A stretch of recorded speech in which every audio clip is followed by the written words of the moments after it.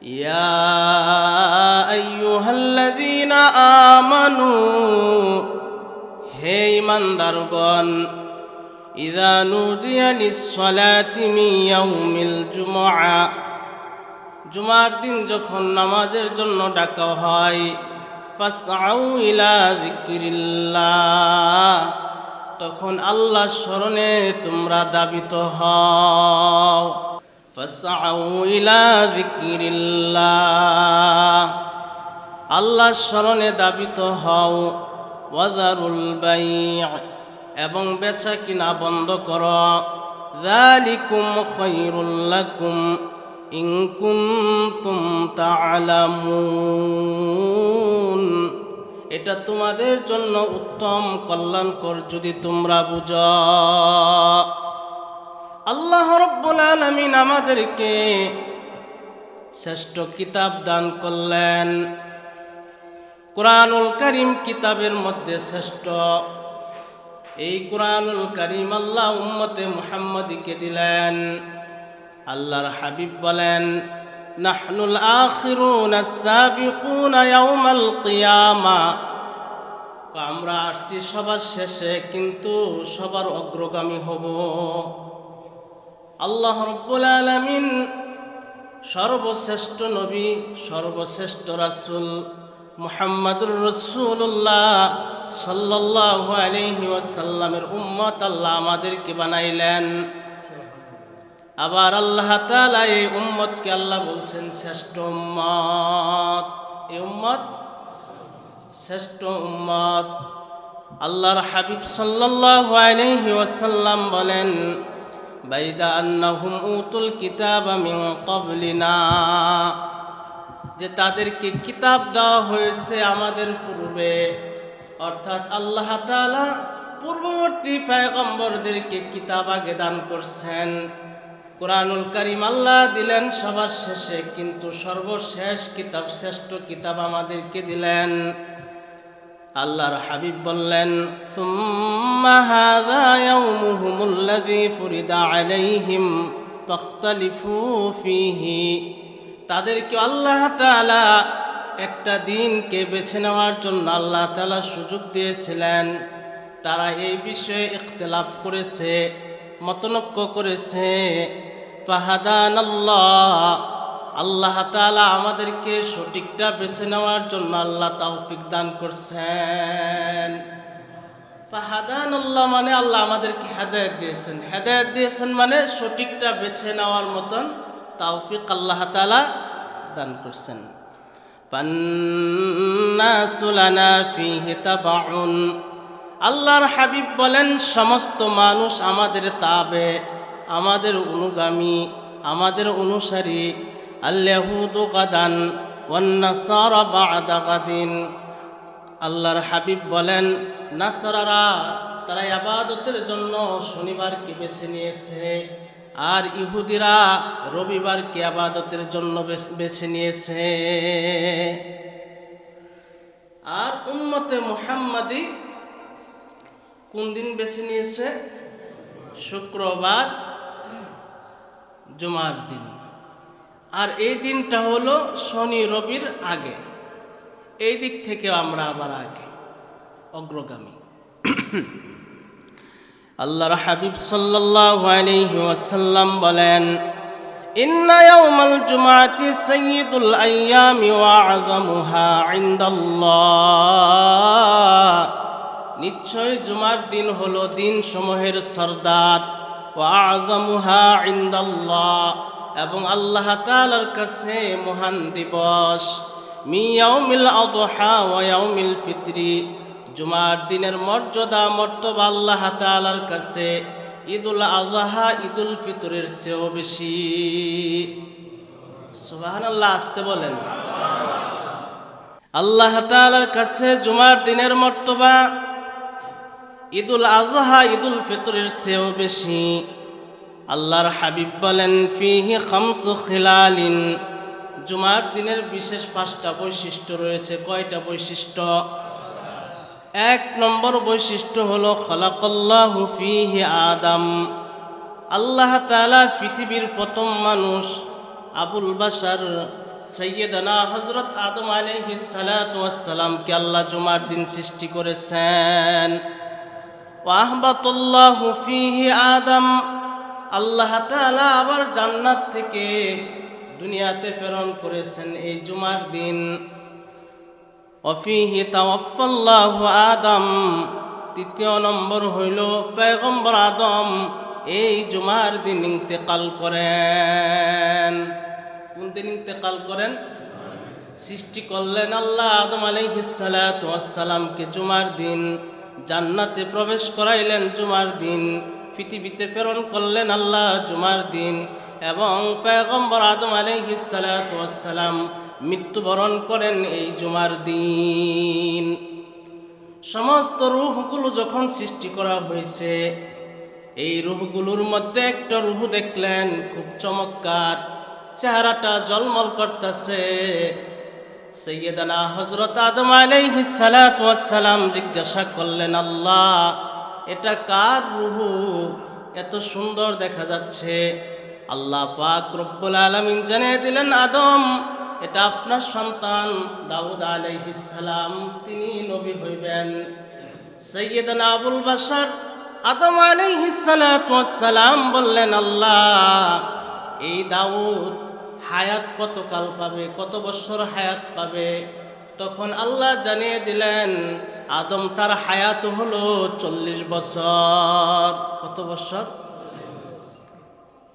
আদম আলাইহিস সালাতু ওয়াস সালাম আল্লাহকে ডেকে বললেন, আল্লাহ আমি আদমের হায়াত কত বছর?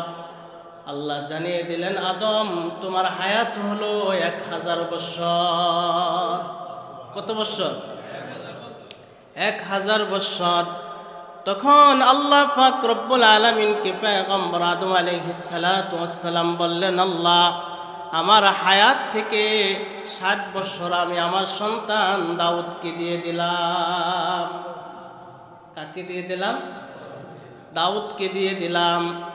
যখন পয়গম্বর আদম আলাইহিস সালাতু ওয়াস সালামের বয়স 940 বছর হয়েছে, সেদিন মালাকুল মউত আজরাইল আলাইহিস সালাতু ওয়াস সালাম আদম আলাইহিস সালাতু ওয়াস সালামের রূহ কবজ করার জন্য আসছেন। আল্লাহ তাআলা আপনাকে নেওয়ার জন্য পাঠাইছেন। কি বলো? আল্লাহ আমাকে হায়াত দিছে 1000 বছর। আপনার 1000 বছর থেকে 60 বছর দাউদকে দিয়ে দিছেন। না আমি তো দেই নাই। ফানাসিয়া আদম, আদম আলাইহিস সালাতু ওয়াস সালাম ভুলে গেছেন। তখন আল্লাহ তাআলা আজরাইলকে বললেন, আমি তার ব্যাপারে বিষয়টা এরকমই লিখে রাখছিলাম যে আদম ভুলে যাবে, আদম ভুলে যাবে। এই জন্য আমরা আদমের সন্তান, আমরা ভুল করি। মানুষ ভুলের ঊর্ধ্বে না,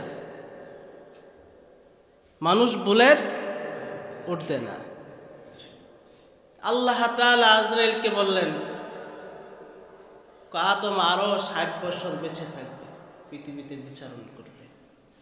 আরো 60 বছর বেঁচে ছিলেন। তো এই হাদিসে আল্লাহর হাবিব সাল্লাল্লাহু আলাইহি ওয়াসাল্লাম বলেন যে জুমার দিনের বিশেষ 5টা বৈশিষ্ট্য আছে। কয়টা বৈশিষ্ট্য? 5টা বৈশিষ্ট্য। 1 নম্বর বৈশিষ্ট্য হলো খালাকাল্লাহু ফীহি আদম, আল্লাহ রাব্বুল আলামিন পয়গম্বর আদম আলাইহিস সালাতু ওয়াস সালামকে জুমার দিন সৃষ্টি করেছেন। ওয়াহবাতুল্লাহু ফীহি আদম, এবং আল্লাহ তাআলা পৃথিবীতে প্রেরণ করেছেন আদম আলাইহিস সালাতু ওয়াস সালামকে এই জুমার দিন। পয়গম্বর আদম আলাইহিস সালাতু ওয়াস সালামকে আল্লাহ পাক শ্রীলঙ্কায় প্রেরণ করলেন, আর আম্মাজান হাওয়া আলাইহিস সালাতু ওয়াস সালামকে আল্লাহ পাক জিদ্দায় প্রেরণ করলেন। জিদ্দা বা জাদ্দা এর অর্থ হলো দাদা দাদি। এই জন্য ওই শহরটাকে বলা হয় জিদ্দা। জাদ্দি মানে দাদি। পয়গম্বর আদম আলাইহিস সালাতু ওয়াস সালাম এবং হাওয়া আলাইহিস সালাতু ওয়াস সালাম, তাফসিরে জালালাইন শরীফের হাসিয়ায় লেখা হয় 360 বৎসর পর্যন্ত ক্রন্দন করেছেন। কত বৎসর? 360 বৎসর পর্যন্ত ক্রন্দন করার পর এই দুইজন একত্রিত হয়েছে আরাফার ময়দানে। এই জন্য এই মাঠকে বলা হয় আরাফার মাঠ।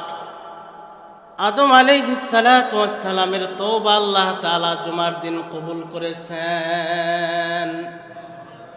আল্লাহ রাব্বুল আলামিন দোয়া শিখাইলেন, রব্বানা, হে আমাদের রব, যালামনা আনফুসানা, নিজের উপরে জুলুম করেছি, আনফুসানা ওয়া ইল্লাম তাগফির লানা, যদি আপনি আমাদেরকে ক্ষমা না করেন, লানাকুনান্না মিনাল খাসিরিন, তাহলে অবশ্যই আমরা ক্ষতিগ্রস্তদের অন্তর্ভুক্ত হয়ে যাব।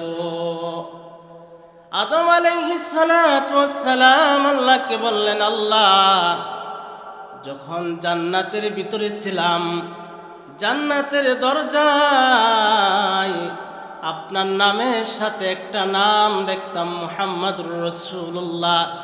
জান্নাতের গাছের পাতায় পাতায় আপনার নামের সাথে একটা নাম দেখতাম, মুহাম্মাদুর রাসূলুল্লাহ। ওই নামের উসিলায় আপনি আমাদেরকে ক্ষমা করে দিন।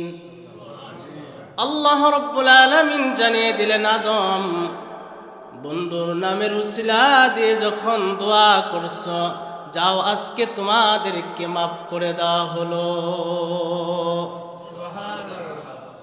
আমরা যদি দোয়া করি আল্লাহ তাআলার কাছে, আল্লাহ রাব্বুল আলামিন আমাদের দোয়া আল্লাহ কবুল করবেন। আল্লাহ পাক আমাদের দোয়া কবুল করবেন। দোয়া কেমনে করতে হয়?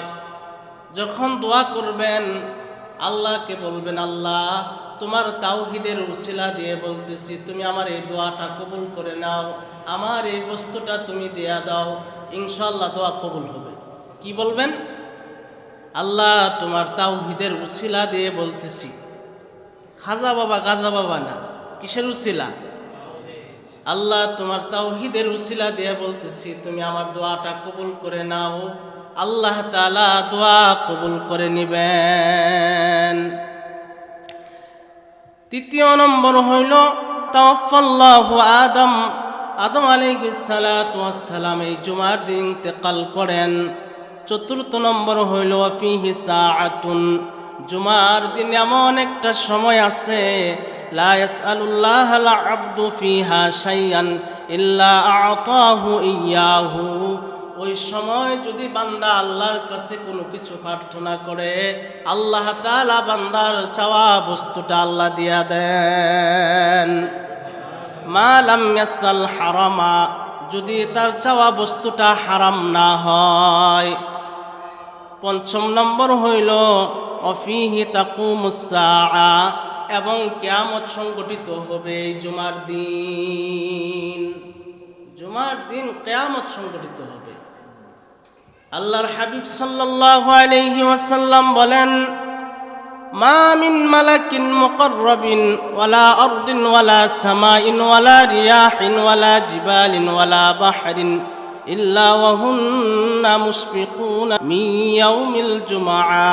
আল্লাহর হাবিব বলেন, কিয়ামত সংগঠিত হওয়ার ভয়ে মানুষ এবং জিন ব্যতীত এমন কোনো প্রাণী নাই যে এরকমভাবে ভীত সন্ত্রস্ত অবস্থায় না থাকে।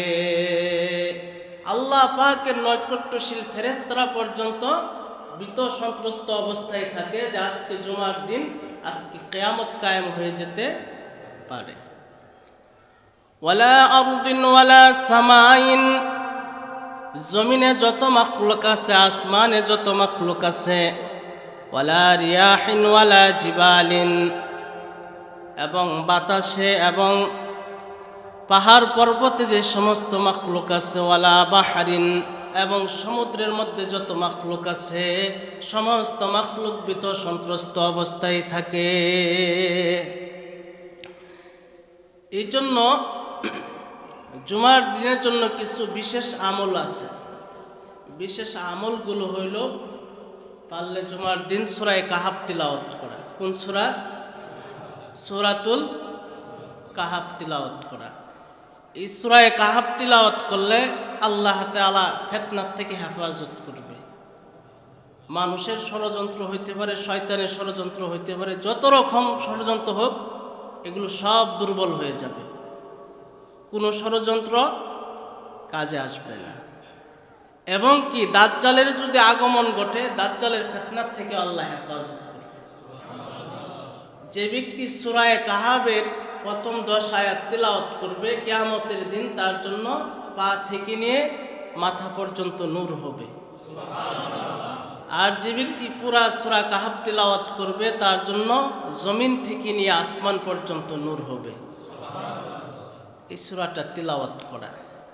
আর জুমার দিন বেশি করে দুরূদ শরীফ পড়া, দুরূদের আমল করা, এটা একটা গুরুত্বপূর্ণ আমল।